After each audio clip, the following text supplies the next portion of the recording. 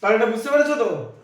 হ্যাঁ স্যার, লেখা হয়ে একদম 5 রুপিস প্যাসেঞ্জার 28 পিপল, তারপরে এটা 2.-2.5 এ এই ক্যালকুলেশনটা সব কিন্তু ক্যালকুলেশন, পুরো ব্যাপারটাই calculation. Once you understood the mathematics, তুমি যখনই বুঝে গেলে ম্যাথসটা, তারপর কিন্তু তোমাকে ক্যালকুলেশন পার্টে চলে আসতে হবে।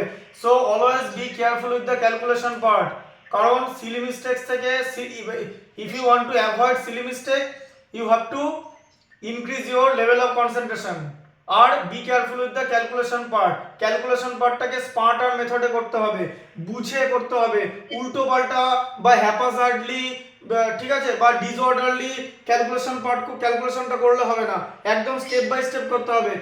মাইনাস থাকলে মাইনাস কাটতে হবে, ঠিক আছে, কোন নাম্বারটা বড় কোন নাম্বারটা ছোট সেটা বুঝতে হবে, কার অ্যাবসলিউট ভ্যালু বেশি কার অ্যাবসলিউট ভ্যালু কম, মাইনাস কেন হবে, ঠিক আছে, বা প্লাস কেন হবে, ডেসিমেলকে অমিট করতে গেলে 10 দিয়ে মাল্টিপ্লাই করতে হলো, তারপরে ধীরে ধীরে স্টেপ বাই স্টেপ তুমি এলিমিনেশন করবে বা সিম্পলিফিকেশন করবে।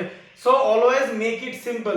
তুমি যদি এটাকে মানে ডিফিকাল্ট করে দাও, তাহলে কিন্তু তোমার অ্যান্সার অন্যরকম আসবে, এবং তোমার যে ইকুয়েশনের ভ্যালু আসবে, that will not be able to satisfy the condition of the equation, so it will be wrong.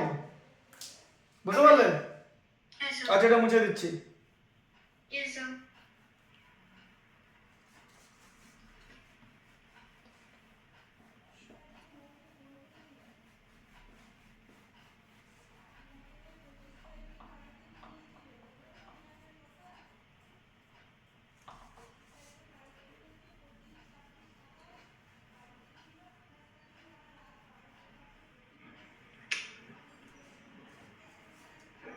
আচ্ছা, এবার হচ্ছে 18 এরটা, তাই তো? হ্যাঁ স্যার। বলো 18 এরটা পড়ো। 18 এরটা বেশ ভালো ম্যাথস আছে, বলো। Yes sir. পড়ো পড়ো। হ্যাঁ স্যার, বলছি। Sir, on a school picnic, a group of students agreed to pay equally for the use of a school boat and pay rupees 10 each. If there had been 3 more students in the group, each would have paid rupees 2 less.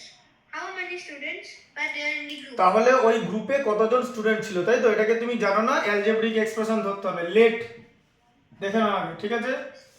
Yes, sir. Let number of students, Yes, sir.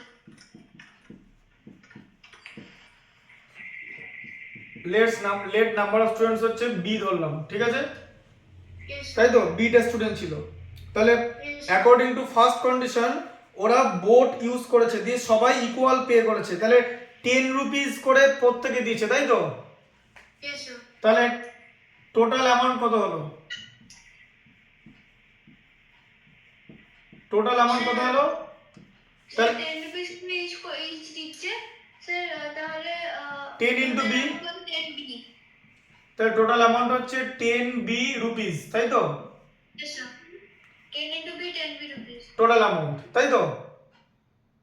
Yes, sir. আচ্ছা, এরপর বলেছে যদি তিনটে student যদি বেশি হতো, তাই তো? If there had been 3 more student, তাই তো? তাহলে কতগুলো স্টুডেন্ট হতো? Sir, B plus 3। yes, sir. 3 more students হলে B plus 3. So তাহলে অ্যামাউন্টটা বেড়ে যেত 10B plus তাই 3. মোটেই না। তুমি শোনো, নাম্বার অফ স্টুডেন্ট হচ্ছে বি, এক একজন 10 রুপিস করে দিয়েছে, তাহলে একটা স্টুডেন্ট 10 রুপিস, বিটা স্টুডেন্ট 10 বি রুপিস দিয়েছে। এটা হচ্ছে ফার্স্ট কন্ডিশন, ঠিক আছে? বুঝতে পারছো? হ্যাঁ স্যার, হ্যাঁ স্যার। এটা হচ্ছে ফার্স্ট কন্ডিশন, ঠিক আছে?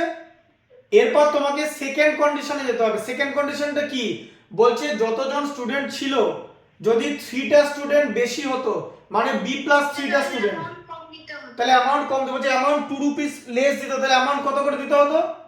স্যার 8। 8। তাহলে টোটাল অ্যামাউন্ট কত হতো তখন? ইনটু 8, তাই তো?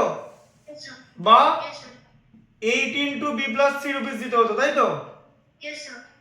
তাই এটা হতো টোটাল অ্যামাউন্ট, এটা হতো টোটাল অ্যামাউন্ট। হ্যাঁ স্যার। তা টোটাল অ্যামাউন্ট তো সেমই থাকবে। Yes, sir, সেম থাকবে। ব্যাস, তাহলে করে দাও 10b equal to 8b plus 24, এই যে 8 ইনটু b প্লাস 3, হ্যাঁ sir. 8 into b 8b, 8 into 3 24, তাই তো?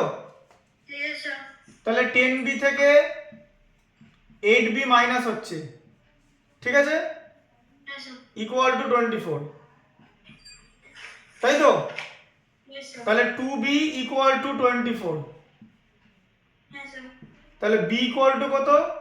24/12, 24/2 ইকুয়াল টু 12 অ্যান্সার, ঠিক আছে? Yes, sir. তাহলে টোটাল কটা স্টুডেন্ট ছিল? লিখতে হবে যে number of student equal to 12, number of student equal to 12।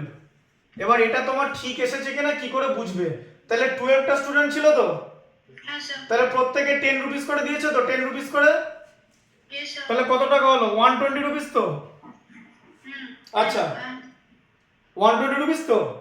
Yes, sir. আচ্ছা, এবারে বলছে যদি 3টা স্টুডেন্ট বেশি হতো, মানে 15টা স্টুডেন্ট, তাই তো? Yes, sir. তাহলে তো প্রত্যেকে 8 রুপিস করে দিত, 15 ইন্টু 8 এও তো 120 তো হচ্ছে, এই যে Yes, sir. অ্যামাউন্ট তো ইকুয়ালই আছে। Yes, sir. তো মিললো তো তাহলে? Yes, sir. বুঝতে পারলে কনসেপ্টটা? The number of students was 12. হ্যাঁ, লিখে নাও। Yes, sir.